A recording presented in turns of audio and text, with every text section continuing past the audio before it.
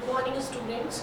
आज मैं आप लोग को ग्राफ का नेक्स्ट टॉपिक पढ़ाने वाली हूँ। इससे पहले मैंने ग्राफ का बेसिक टर्मिनोलॉजी का इंट्रोडक्शन का एक वीडियो मैंने बनाया है, तो अगर आप ग्राफ पहली बार पढ़ रहे हैं तो पहले आप वो वीडियो देखें। तो नेक्स्ट टॉपिक हम जो ग्राफ में पढ़ने जा रहे हैं वो है रिप्रेजेंटेशन ऑफ ग्राफ। ग्राफ को किस तरीके से हम मेमोरी में रिप्रेजेंट कर सकते हैं। तो दो मेथड होते हैं रिप्रेजेंट करने के लिए ग्राफ को। एक होता है हमारे पास एडजेसेंसी मैट्रिक्स और दूसरा होता है हमारे पास इंसिडेंस मैट्रिक्स। तो इस वीडियो में हम लोग कवर करेंगे एडजेसेंसी मैट्रिक्स को। नेक्स्ट वीडियो में मैं आपको बताऊंगी इंसिडेंस मैट्रिक्स के बारे में। अब यहाँ पर अगर मैं ग्राफ की बात कर रही हूँ तो ग्राफ भी हम दो तरीके के यहाँ पर पढ़ेंगे रिप्रेजेंटेशन के लिए। एक हम पढ़ेंगे अनडायरेक्टेड ग्राफ, एक दूसरा हम पढ़ेंगे directed graph. Undirected graph, directed graph क्या है ये मैं लास्ट वीडियो में ऑलरेडी डिस्कस कर चुकी हूँ। तो यहाँ पर अभी जो मैं आपको रिप्रेजेंटेशन ऑफ ग्राफ पढ़ा रही हूँ इसमें दो मेथड है, एडजेसेंसी एंड इंसिडेंस। एडजेसेंसी में इस वीडियो में कवर करूँगी और एडजेसेंसी मैट्रिक्स के थ्रू हम रिप्रेजेंट करेंगे एक अनडायरेक्टेड ग्राफ को। तो जैसे कि आप बोर्ड पर देख सकते हैं मैंने ऑलरेडी ये ग्राफ बनाया हुआ है और ये ग्राफ कैसा है, अनडायरेक्टेड ग्राफ है। अनडायरेक्टेड किस तरह से मैं इसको बोल सकती हूँ, यहाँ पर आप देखेंगे पूरे ग्राफ में कहीं भी किसी भी तरीके का कोई भी डायरेक्शन शो नहीं किया गया है। मतलब हम नहीं बता सकते कि डेटा फ्लो कहाँ से कहाँ होगा, क्या सोर्स है क्या डेस्टिनेशन है, किसी भी तरीके की कोई डायरेक्शन शो नहीं की गई है। तो इस तरीके के ग्राफ को हम क्या बोलते हैं, अनडायरेक्टेड ग्राफ बोलते हैं। अब इसकी हम एडजेसेंसी मैट्रिक्स कैसे बनाएंगे वो समझेंगे। तो सबसे पहले तो एडजेसेंसी होता क्या है ये हम देखेंगे। एडजेसेंसी के लिए समझेंगे एक वर्ड होती है, टर्म होती है एडजेसेंट। एडजेसेंट टर्म होती है। अब एडजेसेंट का मतलब क्या होता है, नेबरिंग। एडजेसेंट नोड्स हमने पढ़ा होगा, एडजेसेंट वर्टिसेस, एडजेसेंट नोड मतलब जो नेबरिंग नोड्स होते हैं उनको हम बोलते हैं एडजेसेंट। या फिर अगर मैं आपको एक बहुत जनरल टर्म्स में बताऊं, किसी भी वर्टेक्स से जो डायरेक्टली कनेक्टेड वर्टिसेस हैं हम बोलेंगे कि वो उसके एडजेसेंट वर्टिसेस हैं। लाइक जैसे यहाँ पर एक वर्टेक्स है हमारे पास V1, V1 के डायरेक्टली कनेक्शन किसके साथ है, V2 से डायरेक्टली कनेक्टेड है, V3 से डायरेक्टली कनेक्टेड है और V5 से भी डायरेक्टली कनेक्टेड है। तो मैं बोलूँगी कि V1 के एडजेसेंट वर्टिसेस क्या होगा, V2, V3 और V5।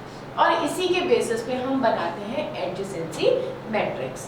एडजेसेंसी मैट्रिक्स जो होती है वो वर्टेक्स टू वर्टेक्स या फिर नोड टू नोड इस तरीके से बनाई जाती है। देखते हैं किस तरीके से बनेगी। तो सबसे पहले हम क्या करेंगे, एक मैट्रिक्स हम बना लेंगे।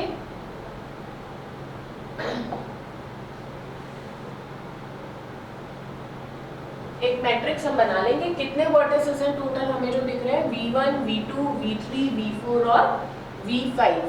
5 वर्टिसेस हमें यहाँ पे दिख रहे हैं। तो 5 वर्टिसेस को मैंने यहाँ पर कॉलम के फॉर्म में लिख दिया। इसको हम सही कर लेते हैं, इरेज करके यहाँ तक जाएगी हमारी मैट्रिक्स, ये है 4। इसी तरीके से अब हम सारे वर्टिसेस को कॉलम्स के फॉर्म में भी लिखेंगे।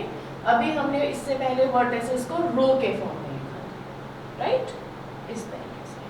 ठीक, तो हमने एक ये मैट्रिक्स काइंड ऑफ बना करके रेडी कर लिया है। यहाँ पर आप देख सकते हैं। अब चेक कैसे करना है, देखो सबसे पहला वर्टेक्स क्या दिख रहा है हमें यहाँ पे, V1। तो V1 के लिए देखो V1 वर्टेक्स किस किस से कनेक्ट है, V1 V2 से कनेक्टेड है, V3 से कनेक्टेड है और V5 से कनेक्टेड है। कलर ले लेते हैं दूसरा जिससे कि हम अच्छे से हाईलाइट कर पाए चीज़ों को। अब देखो V1 कनेक्ट है V2 से, तो मैंने V2 के रेस्पेक्ट में क्या लिखा, 1। V3 से कनेक्ट है क्या लिखा, 1। V5 से कनेक्ट है क्या लिखा, 1। बाकी को क्या कर देंगे, सबको 0। ऐसे इसी तरीके से अब नेक्स्ट वर्टेक्स क्या है हमारे पास, V2 पे आ जाओ। तो V2 देखो किस किस से कनेक्ट होता है, V2 V1 से कनेक्ट है, तो V2 V1 पे हमने क्या लिख दिया, 1। V2 V3 से कनेक्टेड है, क्या लिख देंगे, 1। बाकी किसी से वो डायरेक्टली कनेक्टेड नहीं है, तो बाकी को क्या कर दिया हमने, 0। इसी तरीके से V3 चेक करो, V3 किससे कनेक्टेड है, V1 V2 V5 V4। V3 vertex जो है वो सबसे कनेक्ट है। तो सब में 1 लगाएंगे और V3 पे क्या लिख देंगे 0, क्योंकि वो V3 से कनेक्टेड नहीं है। V4 में आ जाओ, V4 V3 से कनेक्टेड है और V5 से, तो V3 में 1 और V5 में 1, बाकी सबको क्या लिख दिया हमने 0। V5 पे आ जाओ, V5 V1 V3 V4, V1 V3 और V4, इन सब में क्या आएगा 1, बाकी में क्या हो जाएगा ये 0।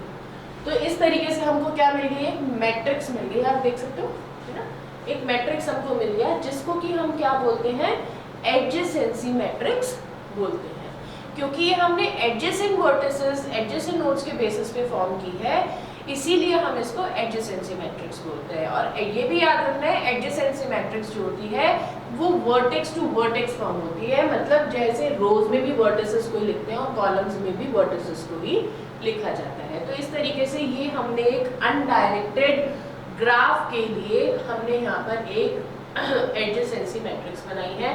तो ये है रिप्रेजेंटेशन ऑफ ग्राफ का फर्स्ट फॉर्म। ठीक, नेक्स्ट वीडियो में मिलते हैं नेक्स्ट फॉर्म के साथ, तब तक के लिए थैंक यू सो मच।